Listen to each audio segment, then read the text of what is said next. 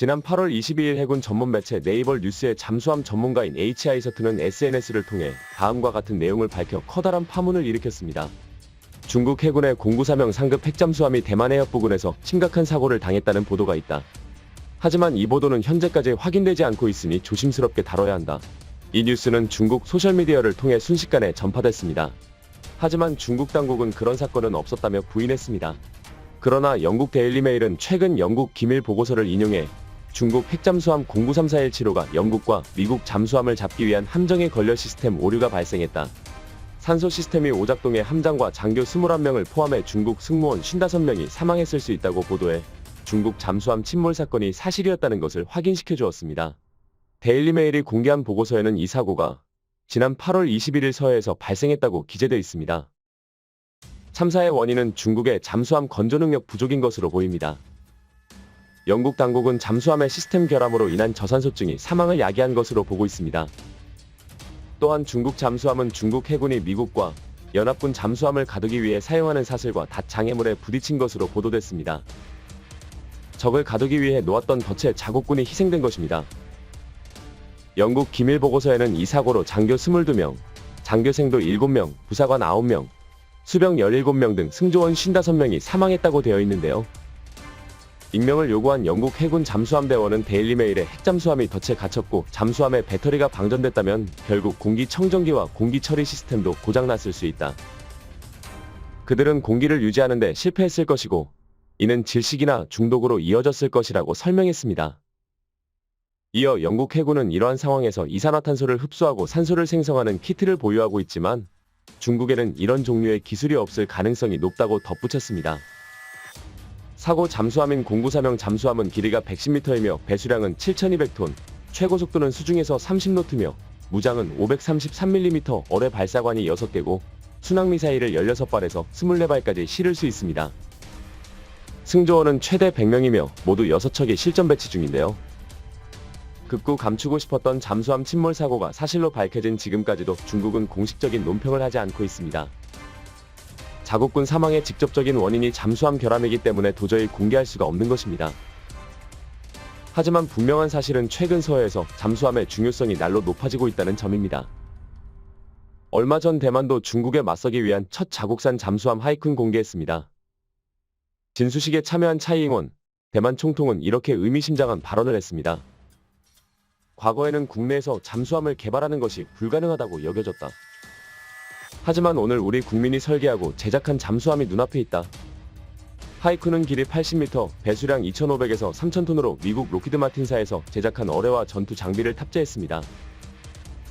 대만군은 오는 2025년 3척, 2027년에는 4척을 더 완성하는 것을 목표로 하고 있는데요.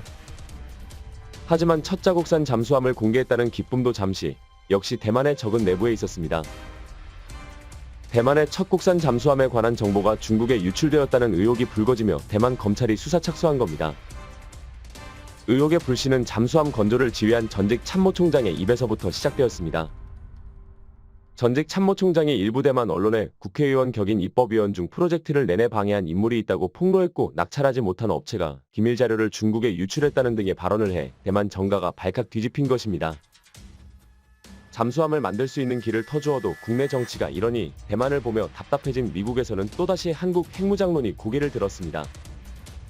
얼마 전 미국 상원 외교위원회에서 한반도의 안보를 주제로 청문회를 진행했는데 이 자리에서 북한의 핵미사일 능력 고도화에 대응한 억제력 강화를 위해 한국의 핵무기 재배치에 관한 논의를 할 필요가 있다는 제언이 나온 것입니다. 아울러 한국군의 미국 핵무기 사용 상황에 대한 훈련을 제공해야 한다는 의견도 제시됐습니다. 특히 러시아가 북한의 핵잠수함 기술을 공급할 경우 그에 대한 대응책으로 호주 핵잠수함의 정비를 한국 항구에서 하는 방안이 거론되기도 했습니다. 호주 핵잠수함이 서비스를 받기 위해서는 미국 코네티컷까지 가야 하는데 호주에서 가까운 한국에는 핵 인증을 받을 수 있는 세계 최고의 항구가 있으며 호주의 핵잠수함이 이곳에서 정비를 하면 더 빨리 정비를 받을 수 있다는 것이었습니다. 세계 최고 수준의 항구와 잠수함 정비 능력까지 갖춘 한국은 이미 잠수함 강국입니다. 한국은 2018년 9월 진수한 도산한창함에 이어 장보고급 두 번째 잠수함이자 한국이 독자적으로 설계하고 건조한 중형급 잠수함인 암모함을 2020년 진수했습니다.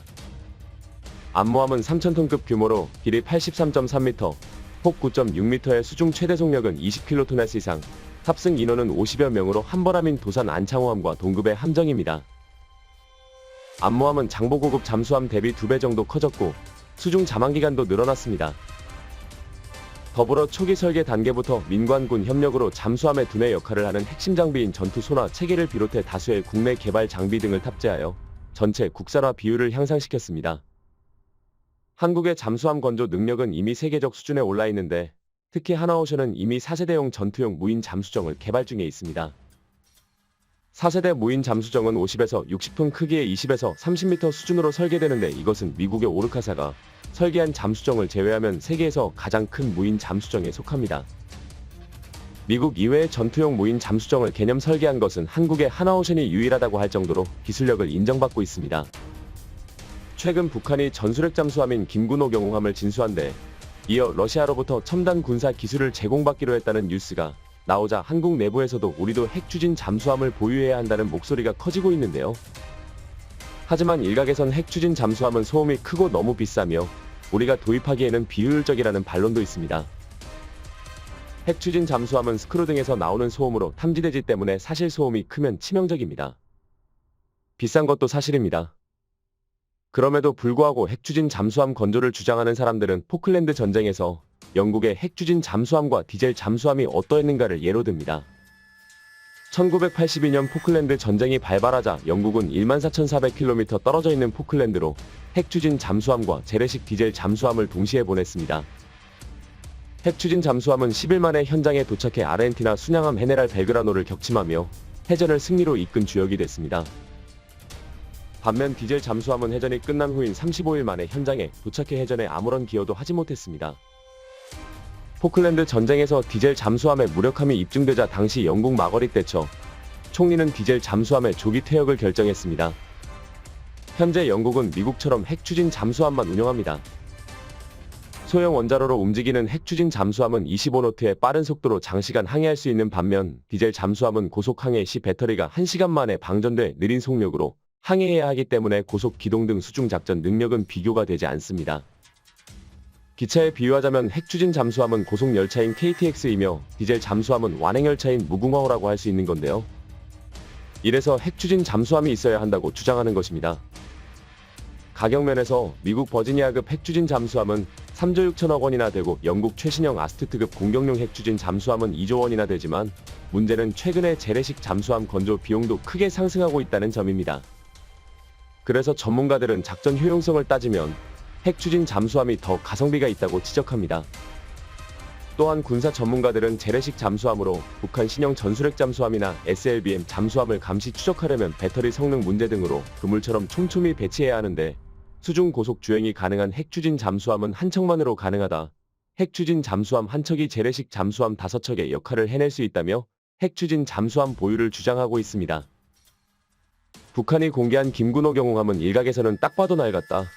오래된 로미오급 잠수함을 무리하게 짜깁기 했다며 폄하했지만 다른 한편에서는 아무리 낡아도 핵탄두를 장착한 미사일을 쏠 수 있는 능력을 갖고 있기 때문에 이를 경시하면 안 된다고 주장합니다.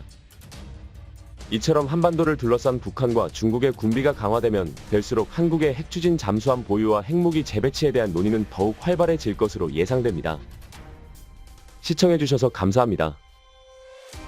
영상이 도움이 되셨다면 구독과 좋아요, 항상 함께해주시는 구독자 여러분 감사드립니다. 부탁드리며 다음에 더 유익한 영상으로 찾아뵙도록 하겠습니다.